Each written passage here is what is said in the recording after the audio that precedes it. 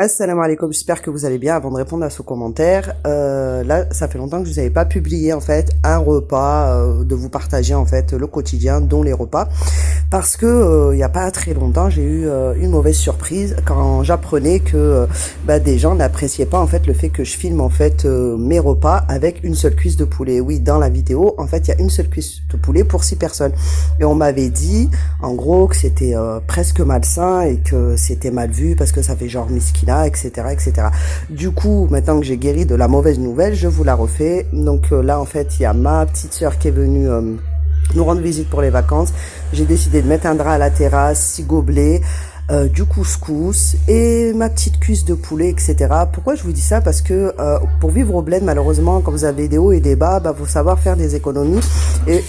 Et comme pour ceux qui vivent au bled, ils savent très bien que tout ce qui est viande, etc., c'est quand même cher, etc. Mais en tout cas, il y a personne qui a senti. Vous voyez, c'est quoi la baraka? Parce qu'il y a personne qui a senti. Et même ma sœur, elle me disait, mais c'est trop bien l'idée, tu sais, de mettre du poulet un peu de partout, etc. Mais vous savez, une cuisse, c'est comme si vous en aviez mis 10. Bref, en tout cas, voilà, pour le repas, c'était trop bien, l'air frais. Pour les réparations de la véhicule, laisse tomber, j'ai eu mal au cœur. Donc ma grande sœur m'a appelé parce que c'est son mari qui a ramené ma voiture chez le mécano. Et j'apprends pour moi c'est une mauvaise nouvelle, mais ça m'a brisé le cœur limite. Alors les réparations, elles s'élèvent à plus de 14 millions, voire peut-être 15. Je suis dépitée. Parce qu'à la base, vraiment, c'était 4-5 millions.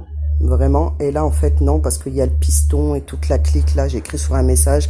C'est tout qui est foutu. Du coup, le moteur, il est par terre. Le mécano, il est en train de le ranger. Et je suis juste au bout de ma vie. Ça veut dire que tout l'été, je vais le passer dans la terrasse de mes parents. Je suis au bout de ma vie. Mais dites-vous, c'est ça aussi, la hijra et les épreuves. Des fois, vous êtes là-haut et des fois, vous êtes tout en bas.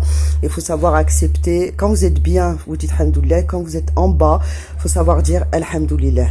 C'est vrai que c'est pas facile, vous allez me dire, surtout pour les enfants et tout.